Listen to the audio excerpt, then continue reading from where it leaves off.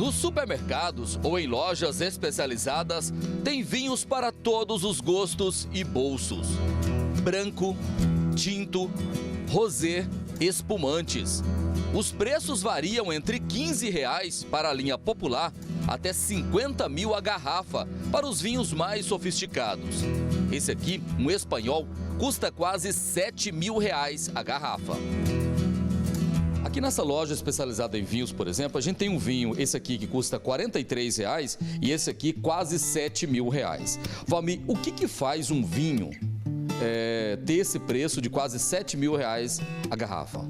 Esse vinho é uma produção pequena, né? É um vinho que acaba tendo uma produção pequena, com videiras há mais de 100 anos. Então, tudo isso e a safra, o ano, né? Isso vai se chamar o terroir, o clima daquele ano, com o solo daquele ano. Tudo isso ajudou esse vinho a ter uma pontuação muito grande. Ele alcançou 98 pontos, então é um vinho que acaba tendo um preço mais alto. O outro é um vinho mais frutado, mais macio, de videiras de 3 a 5 anos, então é um vinho que vai ter mais comércio, né? Uma produção maior. Vai ter também todas as características de um vinho desse que passa numa barrica de carvalho com o outro que é em aço inox, né? Então acaba sendo isso também que aumenta o preço.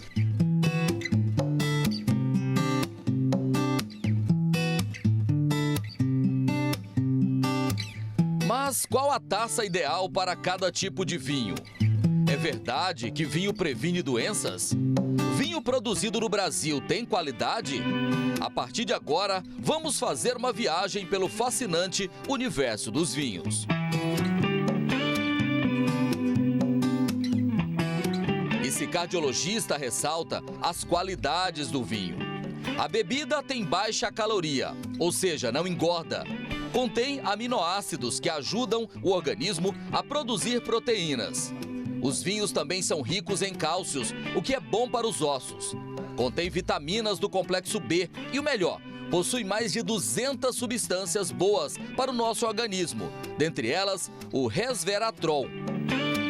O resveratrol, que é uma das substâncias, junto com o álcool, que produz alguns benefícios, como a redução do LDL, o aumento do HDL, alguma ação antioxidante, pode diminuir esses efeitos que os radicais livres fazem no nosso organismo. Bem, mas antes de sair por aí bebendo vinhos, achando que assim vai prevenir doenças, o Dr. Anselmo faz um alerta.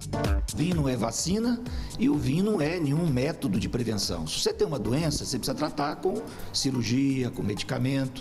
E prevenção começa com estilo de vida saudável, com alimentação equilibrada, com gerenciamento do estresse.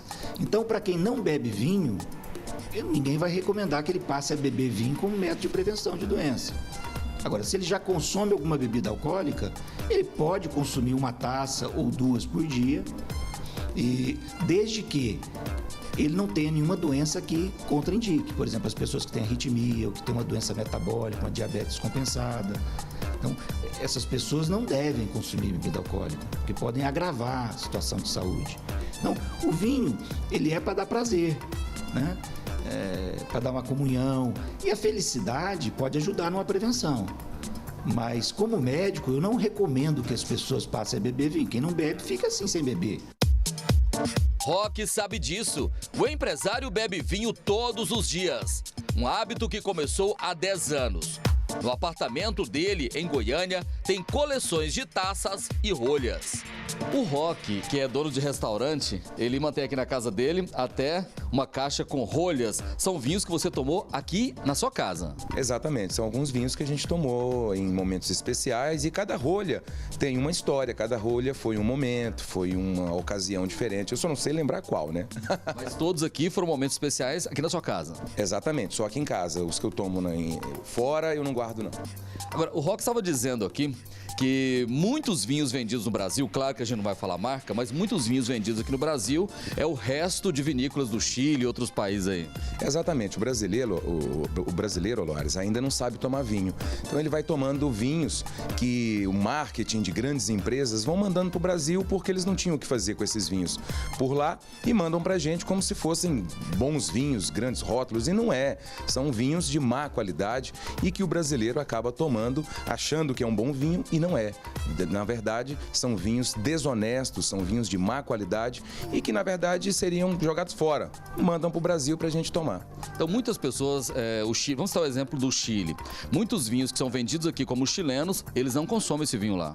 Não consomem. Inclusive, você nem encontra alguns vinhos que são vendidos aqui no Brasil, você nem encontra nas lojas, em adegas lá no Chile, entendeu? Ou na Argentina. Então eles guardam o que é bom, né? Vendem o que é bom para a Europa e o resto eles vão mandando para o Brasil.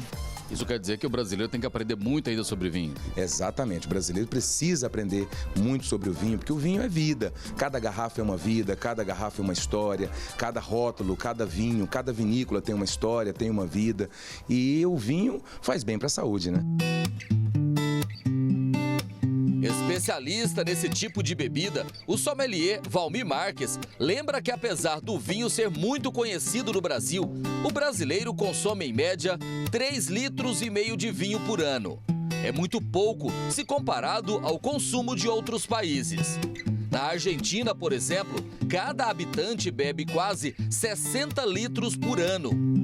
Além do preço, considerado alto no Brasil, o baixo consumo de vinho, segundo o sommelier, está relacionado ao medo de passar vergonha na hora de consumir a bebida. Muitas pessoas acabam se sentindo intimidadas em consumir vinhos por não saber como se comportar, que tipo de taça, por exemplo, utilizar. Mas então o Valmir estava me explicando aqui o seguinte, que na verdade não existe muitas regras, né? Até no copo mesmo pode tomar vinho. Sim, até no copo, porque isso é mais uma cultura de restaurantes, de bares, para usar as taças definidas para qual vinho vai se tomar. Para quem não abre mão de usar as taças, o Valmir diz qual é a indicada para cada tipo de vinho. Essa é a Sauvignon Blanc, que é uma taça para branco, pode ser usado para rosé também, né? Existe uma taça que é mais aberta para Chardonnay, mas essa também pode ser tomado Chardonnay nela. Agora, tem um detalhe, o seguinte, a abertura, muita gente não sabe, mas a abertura da taça, a largura aqui do bojo, igual a gente vê isso aqui, André, ó, o bojo, a abertura, tem uma explicação, né? Primeiro, explica pra gente por que essa taça tem esse formato aí. Esse formato é do bojo mais redondo, menor a boca, justamente para quando você levar ela à boca, você vai ter que inclinar a cabeça para que o líquido caia ao meio da sua língua, né? No meio da língua. Isso. Você vai degustar a partir do meio da língua. Do meio da língua, isso. É as sensações degustativas de sua boca. Então aqui é mais para vinho branco. Para vinho branco. Essa é especialmente para vinho branco, né? Normalmente acompanha um peixe, por exemplo. Um peixe pode acompanhar uma massa, né? Ou até uma salada ou entradas, né? Canapés. Agora tem essa outra taça aqui, o porquê que essa taça ela é mais reta aqui? Essa taça ela acaba sendo mais aberta quando você vai beber, o líquido cai à ponta da língua, não precisando de levantar a cabeça, inclinar a cabeça, e ela é mais aberta para arejar, fazer a respiração do vinho, né? Que tipo de vinho normalmente se toma com essa taça aqui mais reta? Cabernet Sauvignon, Malbec, um tinto. Tintos encorpado, essa taça é melhor para isso. Normalmente vinhos que acompanham que tipo de comida? Carnes, comidas mais risoto, pode ser um risoto de filé ou carnes, e carnes mais maturadas, né? Carne de sabor mais forte, animais, carne de animais, então... Agora, essa outra aqui, a gente vê que ela tem um bojo mais aberto, mas ela fica mais fina aqui na ponta. Por que essa taça tem esse formato aqui? Essa taça é uma taça de características de vinhos da Borgonha, Pinot Noir, Chateauneuf du Pape, Guararapes, Côte-Rôti. Que seria o que? Um tinto mais... Um vinho tinto mais leve, né? Ela tem essa abertura de bojo maior, justamente para também ter essa respiração mais fácil para o vinho. Mas aqui nós estamos falando de taças para quem já é especialista, quem já tem aí um domínio sobre como utilizá-las. Mas no dia a dia não precisa de tantos detalhes assim. Não precisa. Apenas uma taça pode ser servida, todos os vinhos nela, pode ser tanto na menor quanto na maior. De preferência, essa menor tanto pode ser branco quanto tinto, se tiver apenas elas. Não precisa ter uma coleção de taça para poder estar bebendo o vinho. A temperatura do vinho também faz toda a diferença. De acordo com o sommelier, vinhos brancos precisam estar gelados, a uma temperatura variando entre 18 e 22 graus. Vinhos tintos não precisam estar muito gelados. Uma dica é colocá-los na geladeira por cerca de 20 minutos antes de consumi-los. Precisam estar apenas frios. Já os espumantes têm que ser consumidos gelados. O tipo champanhe se bebe bem gelado, entre 9 e 12 graus. E para quem não entende nada de vinhos, mas quer passar a consumir a bebida, seguem algumas dicas dos especialistas. Sempre começar pelos vinhos de preço menor, né? Os vinhos de preço menor são vinhos mais leves e mais frutados, é mais fácil da pessoa entender a bebida. Então, a pessoa que não entende vinho, não começar pelo mais caro. Não, sempre começar pelos vinhos mais de custo-benefício do que os vinhos mais caros. Os vinhos mais caros são vinhos que têm uns aromas mais diferenciados, acaba tendo um potencial de tanino maior e isso pode atrapalhar um pouco a pessoa a entender o vinho. Para quem vai começar a tomar vinho, claro, se ele for tomar um vinho encorpado, com muito tanino, ele não vai dar conta, porque, né, como o pessoal diz, ela aperta a boca, é um vinho mais forte, mais encorpado. Então, a gente indica um vinho um pouco mais leve, como um frisante. Os italianos são muito bons nos frisantes, né? Ou até mesmo um champanhe, um espumante. E depois ele vai subindo, depois ele vai tomando um vinho seco, porém não tão encorpado, um corpo mais leve. Uma uva Pinot Noir, que vem da França, na Argentina, eles produzem excelentes Pinot Noirs também, ali na Patagônia. Um Tempranillo também um bom vinho, leve, porém não é um vinho doce. É um vinho seco, porém um vinho mais leve, um vinho mais suave. Outra dica para os amantes do vinho é a combinação com os pratos.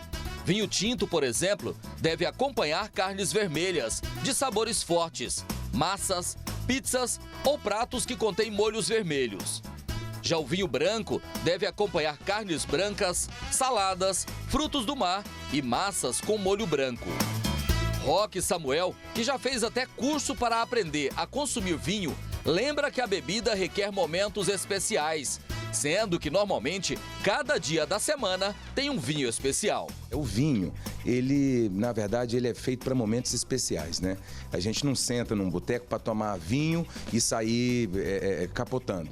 É claro que a gente às vezes está com um amigo, toma e fica alegre, mas assim, o vinho, ele é uma bebida para se tomar em momentos especiais. Roque lembra que em Goiás já são produzidos vinhos de ótima qualidade. Talvez as pessoas não saibam, mas aqui em Goiás está sendo produzido um vinho na região de Pirenópolis, na região ali de Cocalzinho com Pirenópolis, na região dos Pirineus. Pirineus é um dos lugares mais altos que a gente tem no centro-oeste. E ali, pelo fato de ventar muito, de ter um certo frio, uma temperatura um pouco mais baixa ali de noite, de tardezinha e muito sol, está sendo produzido um bom vinho ali na região dos Pirineus. O cardiologista Anselmo Cavalcante sugere o consumo máximo de 1 a 2 taças de vinho por dia. Mas o médico faz um alerta: os vinhos produzidos de forma artesanal são melhores que os vinhos produzidos em larga escala. A maneira artesanal de produzir o vinho é fermentado com a casca, com a semente, né? E hoje as grandes produções já eliminam a semente no processo de fermentação. Então você vai estar tirando ali grande parte da fonte do resveratrol. Então você vai consumir o vinho, vai ter o álcool lá, mas às vezes quantidades insignificantes de resveratrol. Então Se for consumir o vinho, dê preferência às produções menores, às produções mais artesanais. Então, já que você ficou sabendo que vinho se toma até em copos e quais os tipos adequados para cada momento, então agora é só reunir a família e amigos para degustar um bom vinho.